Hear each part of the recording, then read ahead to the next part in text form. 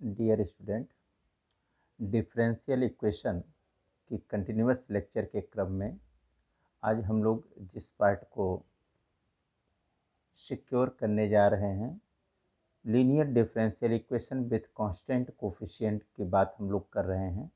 और linear differential equation with constant coefficient में आपने शार्ट में प्रॉब्लम को ऐसे लिखा था, F D Y is equal to Q x के फॉर्म में, और कहा था इस प्रॉब्लम का जो कंप्लीट सलूशन होगा वह टू पार्ट्स में सब डिवाइडेड होगा।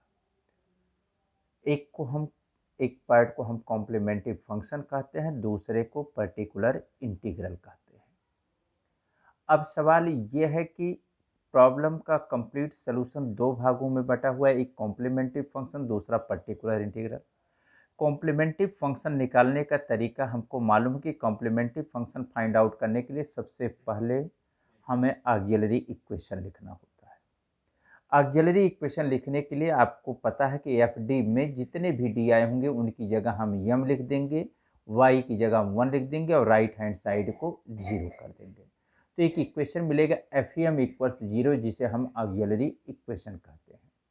अब जब आपको ऑक्सिलरी इक्वेशन मिल गया तो उस ऑक्सिलरी इक्वेशन को हम फैक्टराइज करके रूट्स फाइंड आउट करते हैं, और डिफरेंट रूट्स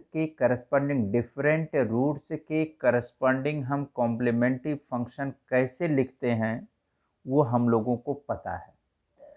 नेक्स्ट पार्ट है पर्टिकुलर इंटीग्रल। पर्टिकुलर इंटीग्रल निकालने के लिए आपसे कहा गया था टू फाइंड पर्टिकुलर इंटीग्रल हम लिखते हैं 1/fd operated on Q X. अब क्यू एक्स की जगह पर अगर e to the power ax हो जाए तो हम पर्टिकुलर इंटीग्रल कैसे फाइंड आउट करते हैं, इस पर भी हम लोग डिस्कशन कर चुके हैं।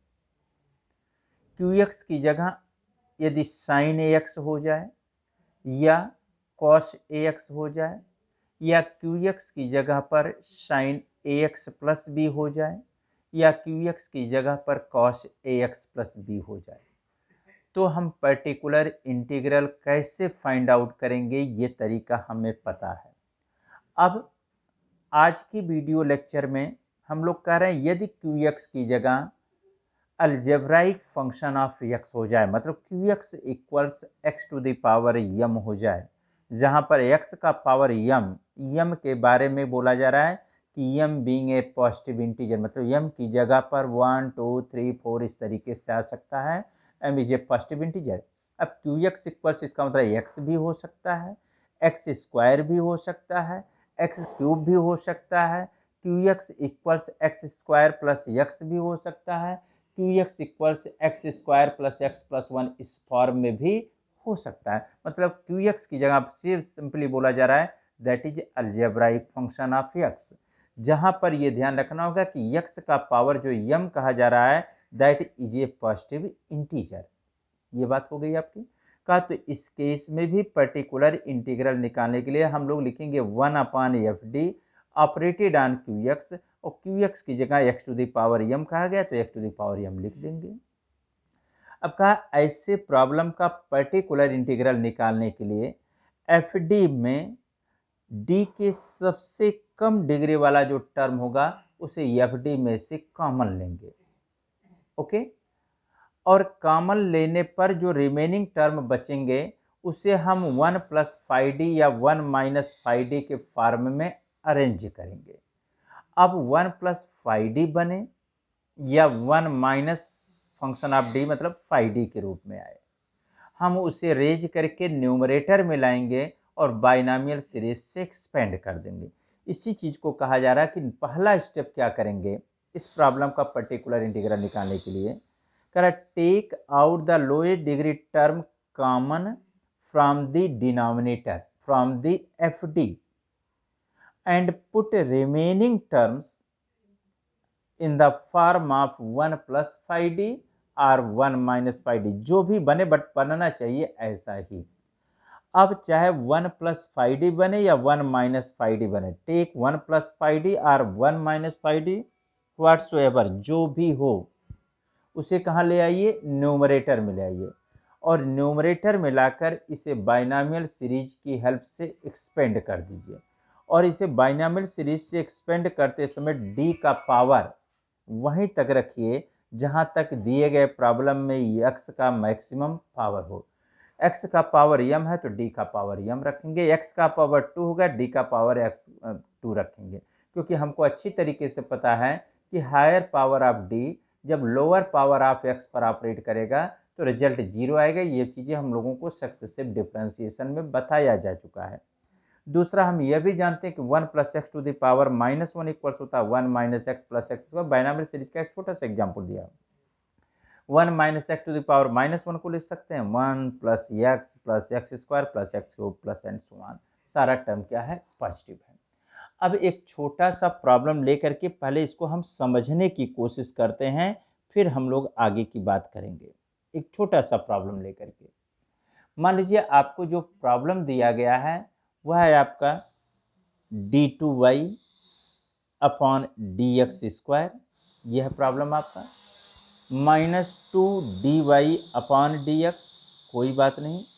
फिर +3y is equal to x², ये लिख दिया। d2y upon dx² -2dy upon dx +3y equals x²। इसको हम लोग ऐसे, अगर d/dx के लिए हम कैपिटल D का यूज करते हैं तो डिफरेंशियल ऑपरेटर के रेफरेंस में जब इसे लिखेंगे तो लिख सकते हैं d² -2d + 3 operated on y is equal to, इसे लिख सकते हैं x², ऐसे लिख सकते हैं। इसको कह दिया हम लोगों ने इक्वेशन नंबर 1। अब इसी प्रॉब्लम का कंप्लीट सॉल्यूशन हमें फाइंड आउट करना है। तो सबसे पहले हम क्या करेंगे, ऑक्सिलरी इक्वेशन लिखेंगे, और ऑक्सिलरी इक्वेशन लिखते हैं m² -2m + 3 is equal to 0, ये लिख दिया।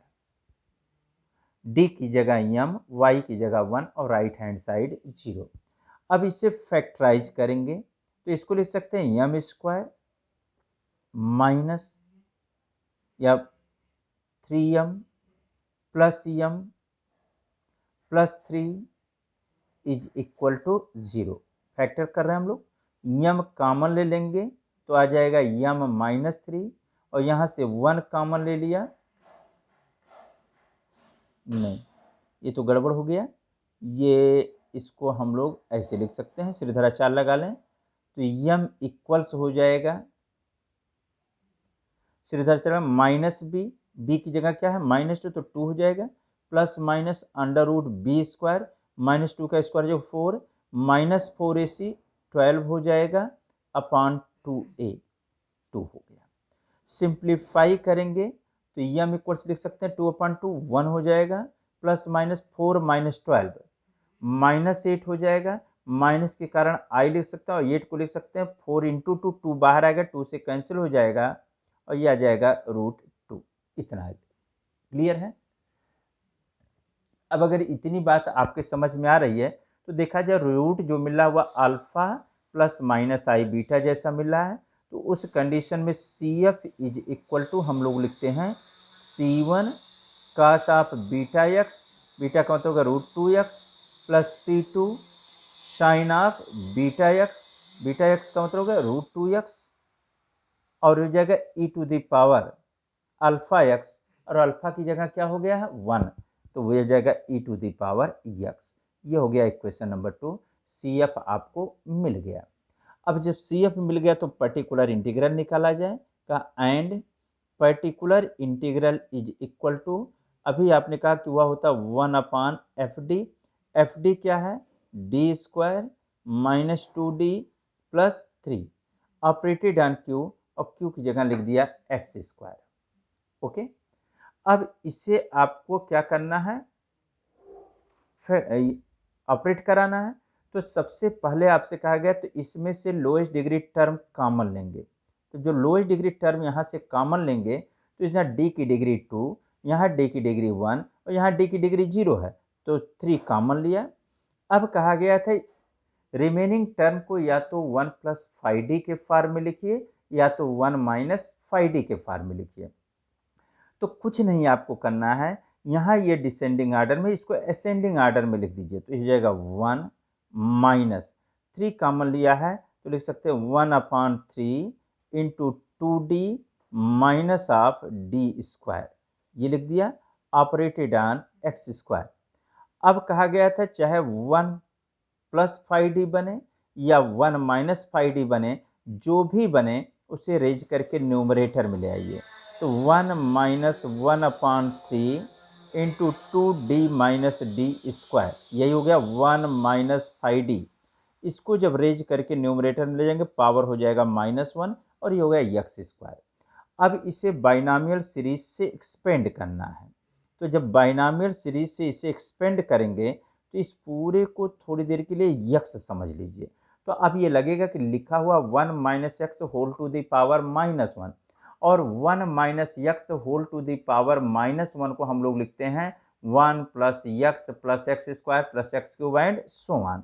तो यहाँ क्या लिखेंगे हम लोग 1 प्लस एक्स, एक्स की जगह हो गया 1/3 2d माइनस डी स्क्वायर, फिर आता है प्लस एक्स स्क्वायर, तो 1/3 का स्क्वायर करेंगे तो 1/9 आ जाएगा और यह आ जाएगा 2d माइनस डी स्क्वायर का whole square and plus dot dot ऐसे ही आता रहेगा। लेकिन आपसे यह भी रिस्ट्रिक्शन में कहा गया है कि d का मैक्सिमम पावर वहीं तक होना चाहिए जहां तक x का मैक्सिमम पावर दिए गए प्रॉब्लम में है। तो दिए गए प्रॉब्लम में x का मैक्सिमम पावर 2 है, इसका d का पावर भी 2 तक ही हमको रखना है। तो चलिए इसको भी देखते हैं। कहा this is particular integral is equal to, याद है particular integral is equal to, ये हो जाएगा आपका 1/3, तो आप कॉमन ले चुके हैं तो 1/3 लिख दिया इंटू ब्रैकेट में 1 माइनस 2/3d, ये हो गया माइनस, यहाँ देखेंगे डी स्क्वायर का कोफिशियंट है -1/3, -1/3 डी स्क्वायर का कोफिशियंट, और यहाँ डी स्क्वायर का कोफिशियंट होगा a माइनस बी का होल स्क्वायर। जब आप ओपन करेंगे तो यहाँ डी स्क्वायर का कोफिशियंट आएगा 4 और 1/9 से मल्टीप्लाई तो प्लस 4/9 हो जाएगा। और इन दोनों में जब एलसीएम लेंगे तो एलसीएम कितना आ जाएगा 9, तो हो जाएगा -3 प्लस 4 कुल मिला के आ जाएगा 1/9, तो ये जाएगा plus 1/9 into D square.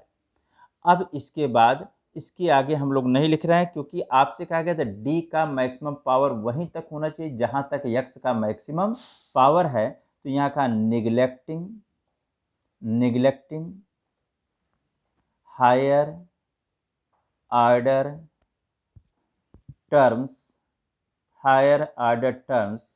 Of D के हायर ऑर्डर टर्म्स को क्या करना है, नेग्लेक्ट करना है। तो particular integral is equal to क्या हो जाएगा 1/3, 1 से एक्स स्क्वायर में मल्टीप्लाई करेंगे एक्स स्क्वायर हो जाएगा -2/3 डी ऑफ एक्स स्क्वायर का मतलब हो गया डिफ्रेंसिएशन ऑफ एक्स स्क्वायर, और differentiation of x square 2x हो गया plus 1/9 D square of x square, मतलब एक्स स्क्वायर का एक्स के रिस्पेक्ट में 2 बार डिफ्रेंसिएशन।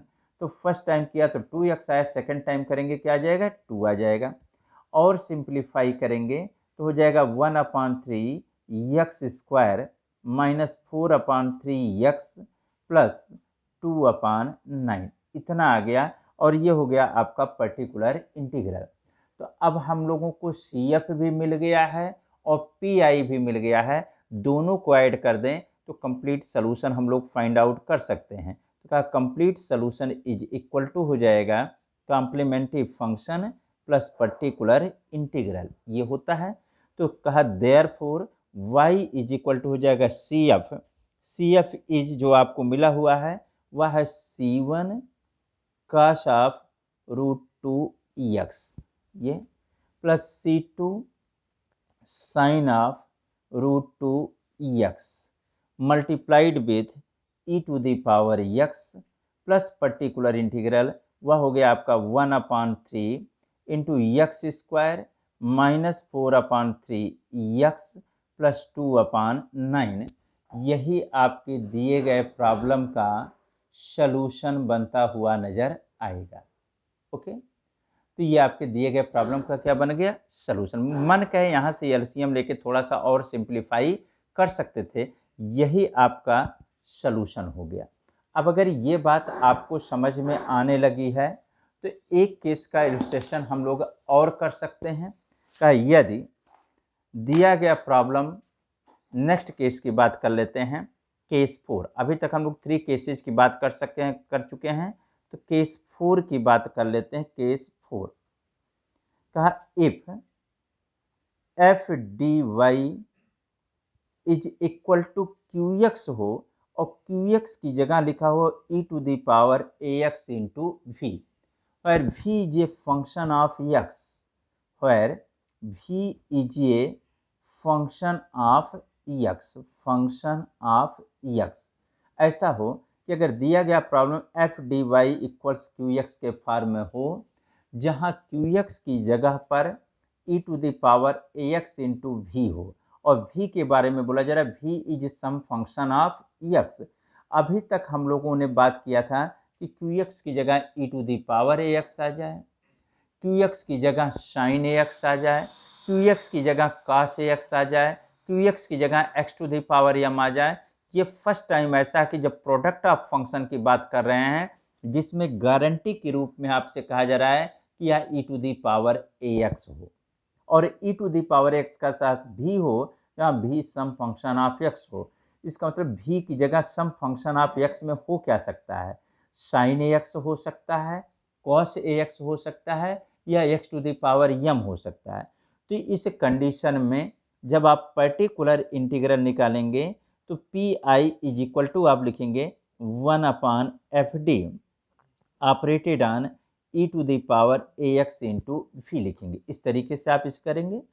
अब इस 1/f(d) जब e to the power A x into v पर ऑपरेट करेगा तो फाइनल रिजल्ट जो आता है वो हम लिख रहे हैं, ये लिखेंगे e to the power A x into 1/f of d plus a operated on v. मतलब ये क्या कहा गया है, कहा गया है कि 1/f(d) को जब e to the power A x into v पर ऑपरेट कराएंगे तो पहला काम e to the power A x को इस फ्रैक्शन के लेफ्ट में लाएंगे और e to the power A x में जो यक्स का गुणांक होगा उसे एफ डी में प्रत्येक डी के साथ क्या करेंगे, ऐड कर देंगे, तो हो जाएगा एफ डी प्लस ए। और यह पूरा किस पर ऑपरेट करेगा, वी पर। और कहेगा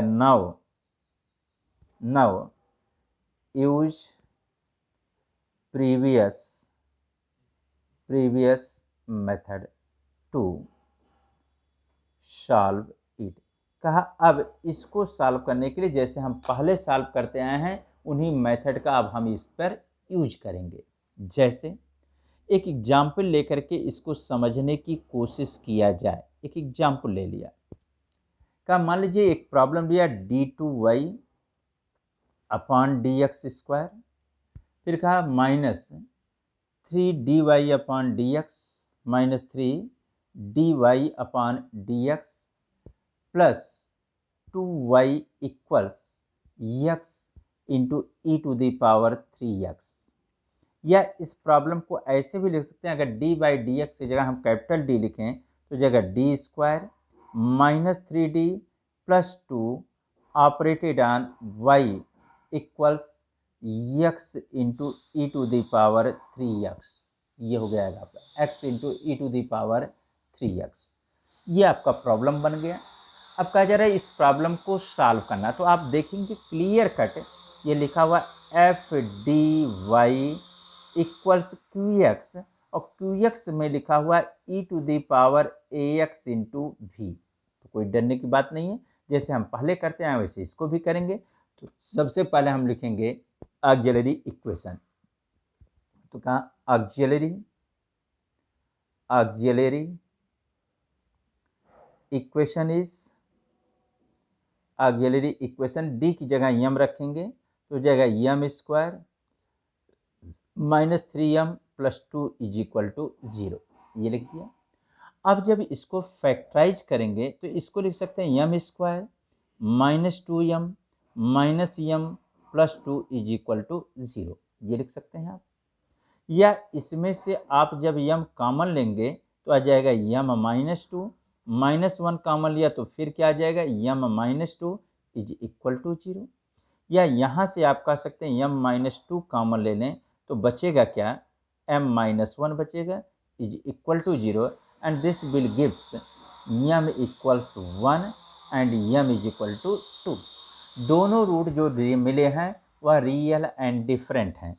तो इस कंडीशन में जो हम लोग कॉम्प्लीमेंट्री फंक्शन लिखते हैं वो लिखते हैं CF is equal to C1 e to the power m1, m1 की जगह 1 है तो C1 e to the power x plus C2 e to the power m2 और m2 की जगह है 2 तो e to the power 2x। ये हो गया आपका इक्वेशन नंबर 1। कोई दिक्कत नहीं यहाँ तक। अब आप पर्टिकुलर इंटीग्रल निकालने की कोशिश करेंगे तो P I is equal to हो जाता है 1/FD और FD है आपका d² - 3d + 2 operated on Q। Q की जगह है x into E to the power 3x। पहले हम e to the power 3x को फ्रैक्शन के लेफ्ट में लाएंगे। e to the power 3x को फ्रैक्शन के लेफ्ट में लाएंगे तो x का जो कोफिशिएंट होगा प्रत्येक d के साथ ऐड कर देंगे तो जाएगा d + 3 का whole square -3 into d + 3 + 2 operated on x हो जाएगा, इतना आ जाएगा। सिंप्लीफाई करिए तो ये हो गया आपका e to the power 3x into 1/d² + 6d + 9 d + 3 का होल स्क्वायर ओपन कर दिया। अब यहाँ देखेंगे तो आ जाएगा -3d - 9 + 2 ऑपरेटेड ऑन x, इतना आ जाएगा। +9 - 9 कैंसिल हो गया। थोड़ा सा और सिंप्लीफाई करें तो हो जाएगा e to the power 3x into 1/d² + 6d - 3d that is equal to +3d और ये हो जाएगा +2 ऑपरेटेड ऑन x, इतना आ गया। अब इसके बाद आपसे कहा गया इसके लिए यूज प्रीवियस मेथड। अब आप क्या करेंगे वो आपको सोचना है। सबसे पहले आपको बताया गया कि लोएस्ट डिग्री टर्म को क्या करेंगे, कॉमन लेंगे। तो यह e to the power 3x ऐसे रहने दिया, इसमें से लोएस्ट डिग्री टर्म कॉमन लेंगे तो लोएस्ट डिग्री टर्म बना क्या, 2। तो d के सबसे कम घात वाले टर्म को कॉमन लिया। फिर आपको टेक्निकलिटी बताई गई थी। टेक्निकलिटी में कहा गया था कि d को असेंडिंग पावर के रूप में अरेंज करेंगे तो पहले 2 आएगा, फिर 3d का नंबर आएगा, फिर d² आएगा। अब 2 तो कॉमन ले चुके हैं तो इसकी जगह क्या आएगा, 1 आएगा। फिर किसकी बारी आ रही थी, 3d की, इसमें से 2 कॉमन ले चुके हैं तो इसको ऐसे लिख देंगे 1/2 इंटू 3d। इसमें से भी 2 कॉमन ले चुके हैं तो इसको लिख दिया +d²। सिंप्लीफाई करके आप चेक कर सकते हैं सही है या गलत है। 2 से 1 में मल्टीप्लाई करेंगे +2 आएगा, वो यहाँ लिखा हुआ है। 2 से यहाँ मल्टीप्लाई करेंगे 2 कैंसिल हो जाएगा, सिर्फ बचेगा क्या, प्लस से 3d में मल्टीप्लाई करेंगे +3d, प्लस से d² में मल्टीप्लाई करेंगे +d²। अब यह चाहे 1 + 5d बने या 1 - 5d बने, इसे रेज करके हम लोगों को न्यूमरेटर में लाना है। तो इसको हम लिखते हैं this is e to the power और it is e to the power 3x into 1/2 into 1 जो रेज करके न्यूमरेटर में लाना, 1 + 1/2 3d + d²। तो 1 + 1/2 in bracket 3d + d² operated on x। अब आपको ये भी मालूम है और ये पावर क्या हो जाएगा, -1। अब इस पूरे को अगर थोड़ी देर के लिए हम x मान लें तो लिखा हुआ 1 + x whole to the power -1। अब इसे हम बाइनॉमियल सीरीज से एक्सपेंड कर दें तो हो जाएगा 1/2 into E to the power 3x। इस पूरे को x माने तो लिखा हुआ 1 + x whole to the power -1। इसका बाइनॉमियल सीरीज एक्सपेंशन होगा 1 - x 1 - ½ इंटू 3d + d²। फिर आएगा +x² मतलब 1/4 3d + d² का whole square minus dot dot so on operated on x, इतना आ गया। क्लियर। अब इसको लिख सकते हैं this is equal to ½ e to the power 3x, ये भी लिख लिया। अब यहाँ लिखा 1 - 3/2d और ये लिख दिया x, क्योंकि x का मैक्सिमम पावर कितना है, 1 है। तो यहाँ d का मैक्सिमम पावर कितना होना चाहिए 1, इसका मतलब डी स्क्वायर, और इन सबको क्या करना होगा निगलेक्ट करना होगा, का neglecting higher order terms of D, का डी के हायर ऑर्डर टर्म्स को क्या करें निगलेक्ट कर दें। अब इसको ऑपरेट कराएंगे तो आएगा 1/2 e to the power 3x, 1 से x में गुणा करेंगे तो x आएगा -3/2, d से x में d से x में गुणा करेंगे तो d तो एक डिफरेंशियल ऑपरेटर है, एक बार इस पर ऑपरेट करेगा तो क्या आ जाएगा 1 आ जाएगा। अब इसको लिख सकते हैं एलसीएम वगैरह लेके अगर लिख दें तो आ जाएगा 1/4 into 2x minus 3 into E to the power 3x, यह दिए गए प्रॉब्लम का पर्टिकुलर इंटीग्रल हो गया। तो कहा therefore complete solution is equal to, आप लिखते हैं complementary function plus particular integral. तो कंप्लीट सॉल्यूशन क्या होगा y is equal to CF आप ऑलरेडी कह चुके C1 E to the power x plus C2 E to the power 2x, और पर्टिकुलर इंटीग्रल हो जाएगा 1/4 2x minus 3 into E to the power 3x, and that is our solution. यही आपके problem का result हो गया। तो मेरे समझ से एक प्रॉब्लम काफ़ी है आपको समझने के लिए, या एक प्रॉब्लम और ले लिया जाए छोटा सा, वो भी आपको थोड़ा सा कुछ अलग हटके आपको समझा दिया जाए तो कोई बात नहीं है। एक प्रॉब्लम हम लोग ले ही लेते हैं, जैसे एक दूसरा एग्जाम्पल ले लिया छोटा सा, कहा find particular integral of d² -2d + 2 operated on y equals e to the power x cos x। देखेंगे प्रॉब्लम हूबहू उसी के जैसा है, क्योंकि यहाँ पर सीधे हमने कहा छोटा किया है प्रॉब्लम को, सिर्फ आपसे पर्टिकुलर इंटीग्रल पूछा जा रहा है। तो PI इज इक्वल टू हम लिख सकते हैं 1/FD, मतलब d² -2d + 2, ये लिख दिया आपका, operated on e to the power x cos x। तो आपसे कहा गया था जब e to the power ax into भी होगा तो सबसे पहले e to the power ax को फ्रैक्शन के लेफ्ट में लाएंगे, तो e to the power x को लेफ्ट में ले आया। अब इसमें कहा गया था x का जो कोफिशिएंट होगा d के साथ ऐड कर देंगे, तो x का कोफिशिएंट 1 है तो ये हो जाएगा d + 1 का whole square minus twice d + 1 फिर +2 ऑपरेटेड ऑन cos x, इतना हो गया।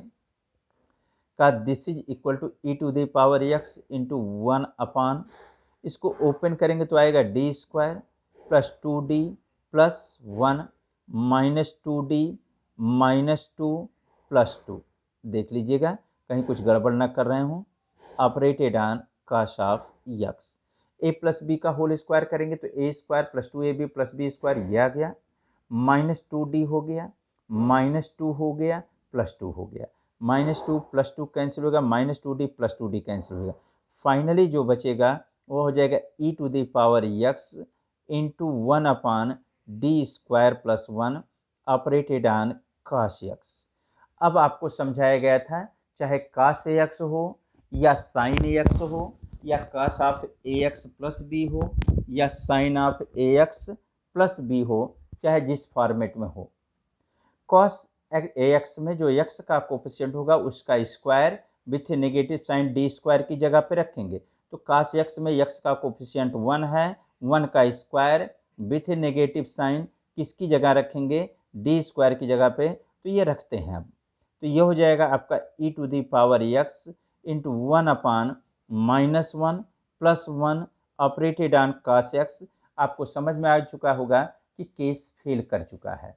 अब केस फेल हो गया तो आपको समझाया गया था कि इस फ्रैक्शन में x से प्री मल्टीप्लाई करेंगे और डिनोमिनेटर को एक बार d के रिस्पेक्ट में डिफरेंशिएट कर देंगे, अगर समझ में आ रहा हो। फिर आपको कुछ और भी समझाया गया था कि e to the power x into x/2 ऐसे रह दिया, और 1/d को तो हम इंटीग्रेशन साइन के रूप में भी लिख सकते हैं, और 1/d ऑपरेटेड ऑन क्या हो गया, cos x dx हो गया। तो कुल मिला के लिख सकते हैं 1/2 into X into E to the power X, और cos x का इंटीग्रेशन क्या होता है, sin x।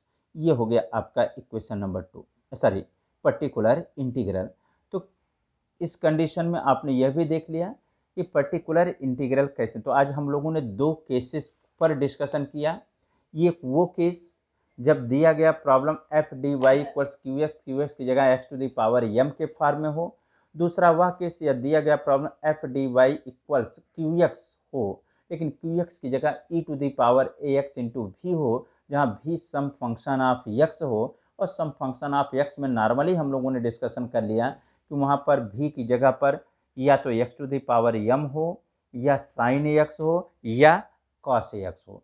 तो हम प्रॉब्लम को कैसे सॉल्व करते हैं इसका डिस्कशन कर लिया गया है। इसके आगे नेक्स्ट वीडियो में।